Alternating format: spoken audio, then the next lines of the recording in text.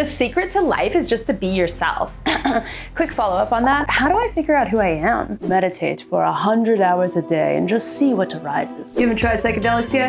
Do it. You gotta lean into your feminine. Stop doing so many masculine things. You're telling me you ain't looked up your human design chart yet?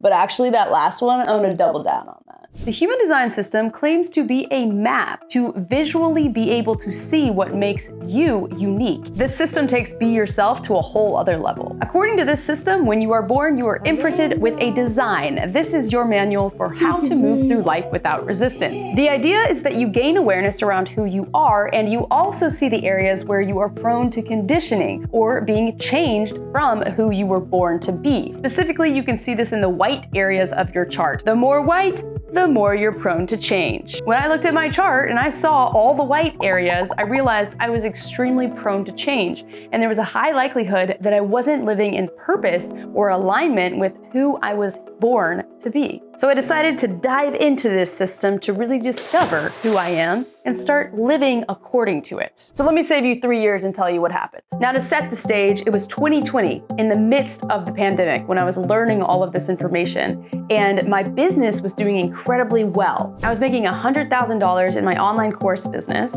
My YouTube channel was blowing up because everyone was coming online wanting to learn how to do video, and I had found and locked in my life partner. Simply put, I was in a good place and ready to experiment to reach that next level, because they say if your business is stuck, it's likely because you are. So in my eyes, that means you should just constantly keep growing. At first, I loved diving into this system. It felt so good to be validated for who I am and to finally give myself permission to lean into it rather than make myself wrong for it. But once I got beyond that initial excitement phase, I recognized that when I looked at my design and I looked at my life, things felt a little bit different than they were supposed to according to this map.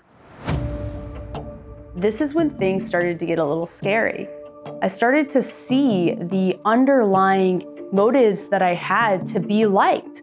I started to realize the ways that I would shift who I am around certain people in order to open certain doors or to make more money. I started getting curious why I was doing this. And when I looked deeply into it, I saw that there was a misbelief that I had to be someone different than I am in order to make money. And to let go of that was incredibly scary because it meant that things might have to crumble, and they certainly did.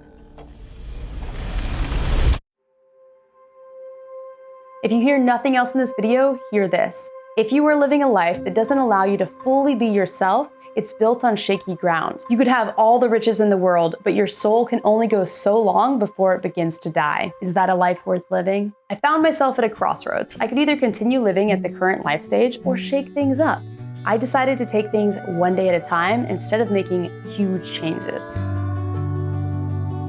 What I did was that I focused on the moment. I focused on who do I need to be right now to be fully authentically myself. And this system, this human design system, has many different ways of going about that. One of the ones that is most profound for me in this system is that if you look at your chart and you look at all the white parts of your chart, there's a question to ask for all of the white centers. Questions like, do I think I have something to prove? Am I avoiding confrontation and truth? Do I know when enough is enough? Asking myself these questions began to shift my decision-making very slightly to where every single day I was getting more and more in alignment. And while my body was taking these actions to be able to do that, I was watching my external world crumble. I stopped working as much as I used to work, which means I made less money. As I was making less money, I was constantly beating myself up for being lazy about it. I was also watching the others around me and how their fears began to arise as they began to project onto me that this is not how you should be living.